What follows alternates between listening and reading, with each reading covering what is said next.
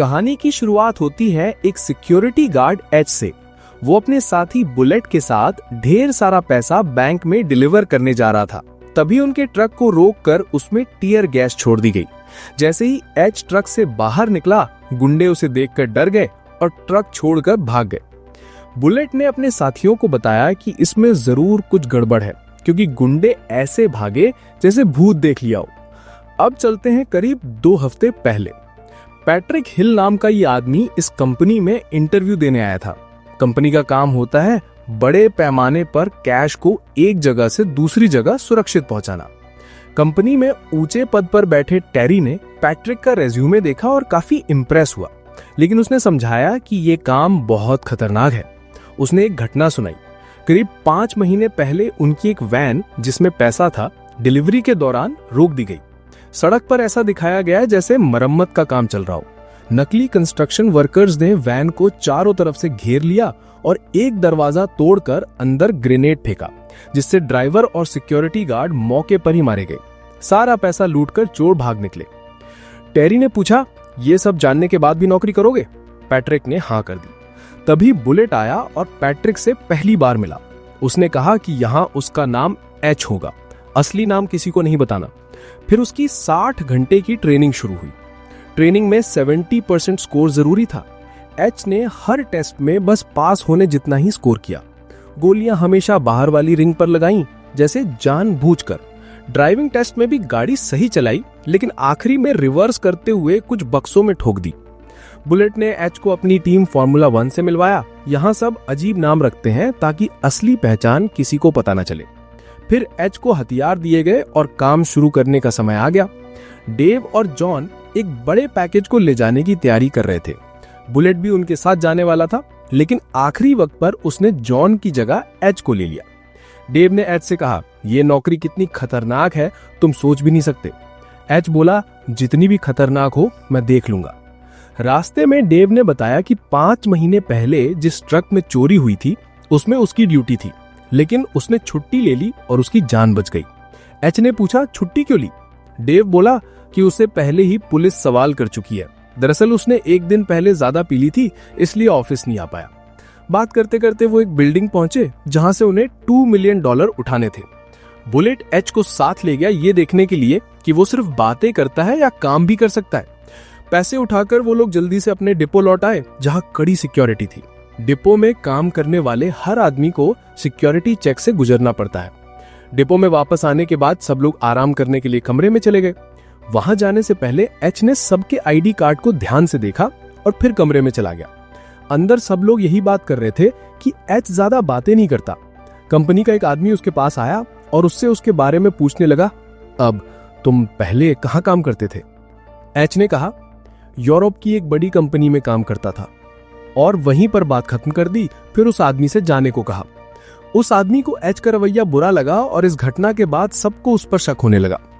अगले दिन H, Dave और बुलेट एक छोटा सा अमाउंट डिलीवर करने निकले, लेकिन वहां बुलेट को किडनैप कर लिया गया और किडनैपर्स ने ट्रक में रखे $2 मिलियन की डिमांड कर दी।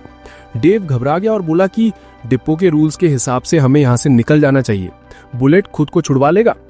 लेकिन किडनैपर्स ने साफ धमकी दी कि अगर तुम में से कोई यहां से हिला तो बुलेट को मार देंगे, किसी से बात करने की कोशिश मत करना। एच ने डेव से कहा कि हमें दुश्मनों का सामना करना होगा, लेकिन बेहतर यही है कि पैसे देकर बुलेट को छुड़वा लेते हैं। बुलेट की जान पैसों से ज्यादा की कीमती है।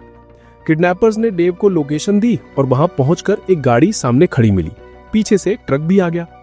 गाड़ी से बुलेट को बाहर निकाला गया।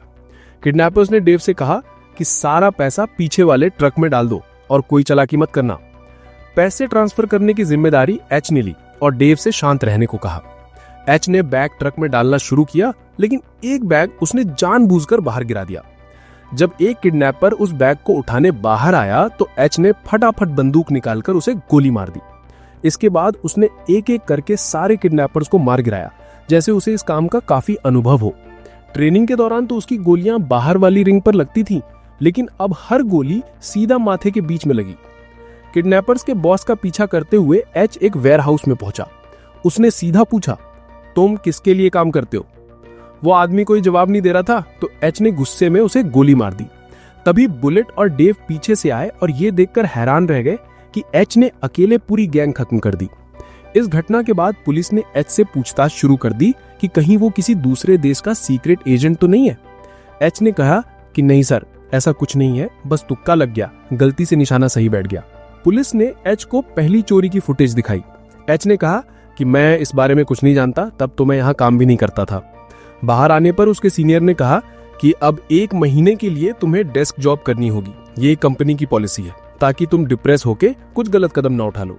एच ने पूछा, क्या तुम मुझे डिप्रेस लग रहे हो? तभी कंपनी का मालिक आया और एच की तारीफ करने लगा। वो बोला, कंपनी को ऐसे लोगों की जरूरत है। ये टेबल पर बैठ के काम करने वाला आदमी लगता है तुम्हें? फौलाद की औलाद है ये। उसी बीच वही पुलिस वाला जिसने एच से बात की थी अपने सीनियर को फोन करता है और कहता है, ये वही है जिसकी तलाश ब्यूरो को 25 साल से है। लेकिन बॉस कहता है, अभी के लिए कोई एक्शन मत लो, इसे जो करना है करने दो। ऑफिसर्स कहते हैं कि अगर हम सब कुछ जानते हुए भी इसे यहाँ रहने देते हैं और कुछ गड़बड़ हो गई तो डिपार्टमेंट की बदनामी होगी। उसके बॉस ने कहा, ऐसा कुछ नहीं होगा, ये यहाँ पैसों के लिए नहीं आया है, जो भी करने आया है इसे करने दो। इसके बाद एच से मिलने एक औरत आई। उसने एच को एक फाइल दी जिसमें कंपनी के सभी कर्मचारियों का डेटा और किसी की पोस्टमार्टम रिपोर्ट थी। फाइल को ध्यान से देखने के बाद एच को एक सिक्योरिटी गार्ड डायना पर शक हुआ। एच चुपके से डायना के घर में घुस गया और बंदूक की नोक पर उससे सवाल पूछने लगा। उसने घर में रखा कैश देखकर पूछा, इतने पैसे कहां से आए? डायना ने बताया कि उसने ये पैसे एक शराब की दुकान से चुराए थे ताकि रिटायरमेंट के बाद काम आ सके। उसने कहा, मैंने जिंदगी में पहली और आखिरी बार ऐसा किया है। एच ने चेतावनी देते हुए कहा, अगर तुम्हें कुछ भी पता है तो बता दो, वरना बाद में पता चला तो अच्छा नहीं होगा। डायना ने जवाब दिया, मुझे कुछ नहीं पता। एच ने उसे चेतावनी देकर छोड़ दिया। इसके बाद कहानी 5 महीने पीछे जाती है। एच अपने बेटे डगी के साथ कहीं जा रहा था, तभी उसे माइक का फोन आया। माइक वही आदमी था जो कुछ समय पहले ट्रक लूटने आया था, लेकिन एच को देखकर भाग गया था।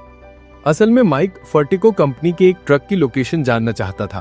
पहले उसने किसी और को भेजा था, लेकिन उसका एक्सीडेंट हो गया तो ये काम एच को दिया गया। एच और उसका बेटा फर्टिको के डिपो पहुंचे। बेटे को गाड़ी में बिठाकर एच बहाने से बाहर गया ताकि ट्रक पर नजर रख सके। उसे माइक को सिर्फ इतना बताना था कि ट्रक दाएं जाएगा या बाएं। एच ने माइक को दिशा बताई और फोन काटकर बेटे के पास लौट आया। तभी ट्रक थोड़ी दूर जाकर ब्रिज के नीचे पहुंचा जहां एच की गाड़ी भी खड़ी थी। वहीं ट्रक पर हमला हो गया। चोर ट्रक से पैसा लूट ही रहे थे कि उनकी नजर एच के बेटे पर पड़ गई। वो इस चोरी का गवाह बन गया था, इसलिए एक चोर ने उसे गोली मार दी। एच भागकर बेटे की ओर आया, लेकिन तभी एक और चोर ने उस पर गोलियां चला दी। एच घायल हो गया, लेकिन उसने हमलावर का चेहरा देख लिया। इस हादसे में एच तो बच गया, लेकिन बेटा मर गया। उसकी पत्नी ने बेटे की मौत का जिम्मेदार उसे ठहराया। यहीं पता चला कि एच एक बड़ी गैंग का लीडर है और जिसने ट्रक लूटा और बेटे को मारा वो दूसरी गैंग थी। इस हादसे के बाद उसकी पत्नी उसे छोड़कर चली गई। एच ने अपनी गैंग को उस दूसरी गैंग को ढूंढने का आदेश दिया। उसकी गैंग ने आसपास की कई गैंग्स को खत्म किया, लेकिन असली अपराधियों का पता नहीं चला। जब कोई सुराग नहीं मिला तो माइक ने कहा, हो सकता है ये किसी अंदर के आदमी या फर्टिको के गार्ड का काम हो। एच ने कहा, मैं परेशान हूं, कुछ दिनों के लिए लंदन जा रहा हूं ताकि मन शांत हो।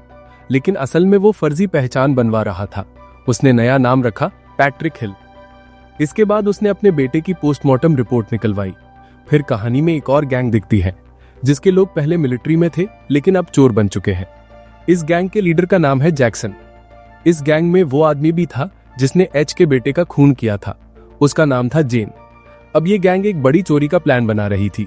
उनका टारगेट थी वो कंपनी जो कैश को एक जगह से दूसरी जगह ले जाती है। फर्टिको कंपनी के किसी अंदर के आदमी से उन्हें पता चला कि एक ट्रक में करोड़ों डॉलर ट्रांसपोर्ट हो रहे हैं। यही वो चोरी थी जिसमें एच के बेटे की जान गई थी। 5 महीने बाद जैक्सन ने पूरी गैंग को इकट्ठा किया और एक और बड़ा प्लान बनाया। इस बार $150 मिलियन चुराने का।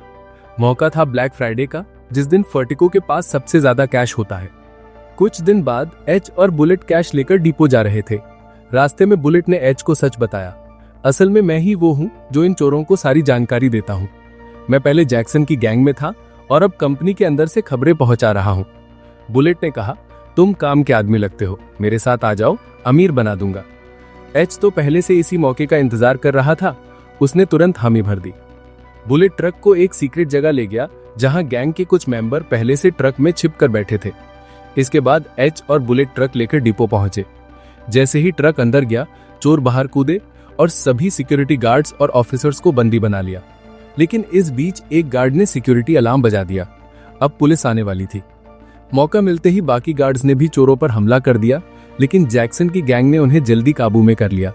गैंग के पास बुलेट प्रूफ जैकेट थी।